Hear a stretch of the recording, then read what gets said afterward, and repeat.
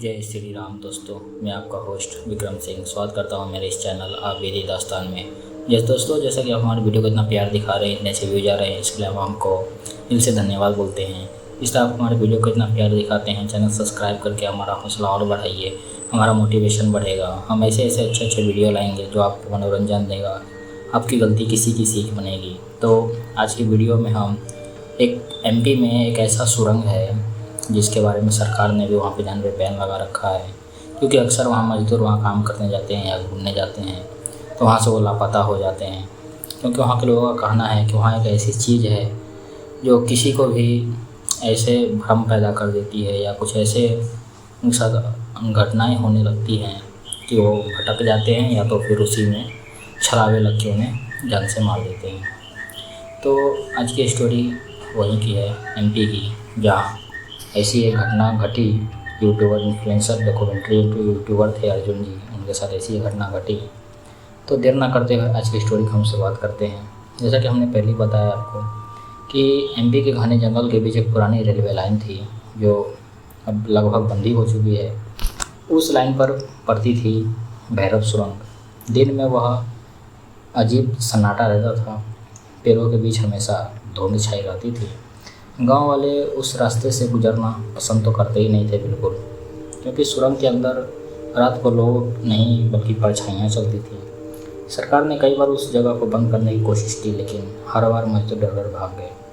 किसी ने कहा कि वहाँ चीखने की आवाज़ें आई, किसी ने कहा ट्रेन दिखती है, तो किसी ने कहा कि हमें कोई अपना नाम लेकर बुलाता है।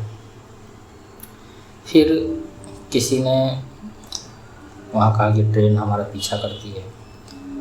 असली सच क्या था किसी को कुछ पता नहीं था। ऐसा वहाँ के बारे में वहाँ के लोकल लोगों का कहना है और वहाँ की गवर्नमेंट का भी यही कहना है। तो ये स्टोरी जो है, भोपाल में रहने वाले एक अर्जुन है जो हॉरर डॉक्यूमेंट्री यूट्यूबर पर वीडियो बनाते हैं। वो किसी जगह हर जगह जाके वीडियो बनाते हैं जिन्हें लोग भूतिया वीडियो या हॉरर भी कहते हैं। एक रात उन्हें ईमेल पर वीडियो मिली। वीडियो में धुंधली थी, उसमें कुछ लोग रेलवे सुरंग के अंदर भाग रहे थे। कैमरे में बराबर आवाज़ आ रही थी, पीछे मत देखो, पीछे मत देखो। फिर अचानक ट्रेन की सीटी सुनाई दी और वीडियो बंद हो गया। वीडियो के नीचे सिर्फ एक ही लाइन लिखी थी, भैरवपुर सुरंग अब भी भूखी है। अर्जुन का दिमाग घूम गया। उन्होंने तुरंत अपनी एक टीम बुलाई, उनसे बातचीत करी, उनसे डिस्कशन किया कि हमें वहाँ पे जाना है, वहाँ के बारे में पता लगाना होगा, क्योंकि ये वीडियो उनको किसने भेजा था, कैसे आया था, ये उनको भी मालूम नहीं चला। तो अर्जुन जी ने अपनी टीम के साथ मिलके, जिसमें मीरा, लकी, संदीप और अपने अर्जुन जी, और अर्जुन जी की मीरा जो थी अर्जुन जी की बहन थी। तो इसमें उन्होंने वहाँ पे इन्वेस्टिगेशन करने के लिए ड्रोन कैमरा एक्सपर्ट्स, रेलवे में काम करने वाले फ्रेंड जो थे संदीप जी, चारों रात को कार लेके गांव के लिए निकले। जैसे जैसे वो जंगल के पास पहुँचे, मोबाइल नेटवर्क तो गायब ही हो गया और रेडियो में अपने आप बंद भी हो गया उनका। फिर उन्होंने कार के शीशे पर अचानक से धुंध सी बन गई। फिर उन्होंने कैसे करके उसको साफ़ किया। साफ़ करते ही जैसे वो आगे बढ़े, उन्होंने वहाँ पे आगे बढ़े। फिर वो सुरंग के पास पहुँच गए। उन्होंने जैसे ही सुरंग के पास पहुँचे, उन्हें कुछ ऐसी आवाज़ें सुनाई दी। फिर वो कार से उतरे। जैसे सुरंग के सामने जाकर देखे तो उन्हें कुछ लोग सुरंग के अंदर रेलवे लाइन की तरफ भागते हुए दिख रहे थे और अब बार बार आवाज़ें भी आ रही थी। फिर अचानक उन्होंने सोचा हम उतरते हैं, उतर के देखेंगे। चारों लोग उतर कर उन्हें जगह ये बिल्कुल ठीक तो लग तो नहीं रही थी, क्योंकि वहाँ पे पूरा माहौल ही डरावना था। ये सब उन्होंने अंदर से देखा तो उनका दिल और दहल गया। फिर वो उतरे। जैसे ही उतरे तो सब कुछ गायब था, वहाँ कुछ भी नहीं थी। फिर तभी उनके सड़क के बीचों बीच एक बूढ़ा आदमी खड़ा दिखाई दिया। अर्जुन ने उनसे पूछा। वे आदमी बिल्कुल हिले नहीं, सिर्फ उनकी तरफ देख रहे थे। बूढ़ा आदमी जो थे वो वहीं के लोकल थे, उस गांव के। उन्होंने उनसे कहा कि बेटा, रात में अगर सीटी की आवाज़ सुनो तो पीछे मत देखना।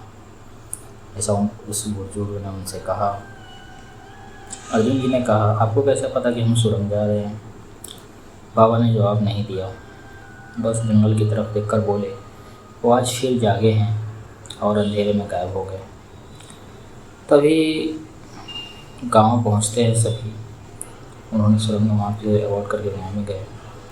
अजीब नज़ारों से देखा, जैसे उन्हें पता हो गया कि लोग वापस नहीं लौटेंगे। एक बूढ़ी औरत थी जिसने मीरा का हाथ पकड़ लिया, कहा, बेटी, रात होने से पहले यहाँ से चले जाओ। मीरा डर गई, लेकिन अर्जुन ने साफ रिकॉर्ड करना शुरू कर दिया था। वो चाहते थे कि वीडियो रील लगे और सबको पता चले कि हाँ, क्या सच है क्या झूठ है। कुछ घंटों के बाद कैमरे में ऐसी चीज़ रिकॉर्डिंग हुई जिसे देखकर तो सबकी ज़िंदगी बदलने वाली थी। सुरंग के अंदर जैसे उन्होंने पहला कदम रखा, रात के करीब 12 बज रहे थे।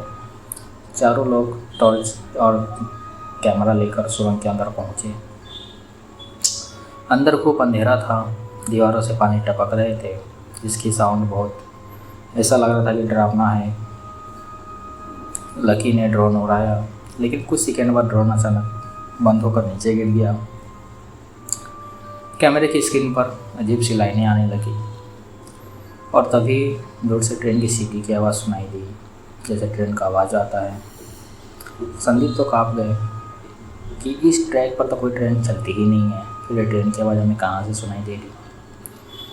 अंधेरे में वो लोग खड़े थे, टॉर्च की रोशनी तो दूर तक जाती नहीं थी। सुरंग के अंदर कई लोग, उन्हें जैसे उन्होंने फॉक्स मारा दूर की तरफ, उन्हें कुछ लोग खड़े भी दिखाई दिए। तो उन्होंने उनके कपड़े पूरे पुराने थे, उनके चेहरे झुके हुए थे और बिल्कुल स्थिर से थे, जैसे कि एक्सप्रेशन लेस उनका फेस था। मीरा डरते हुए पूछी, ये कौन है? अचानक सभी एक साथ सिर उठाए। उनकी आंखें पूरी तरह सफ़ेद थीं और कुछ ही देर में वे सभी उनकी तरफ दौड़ पड़े।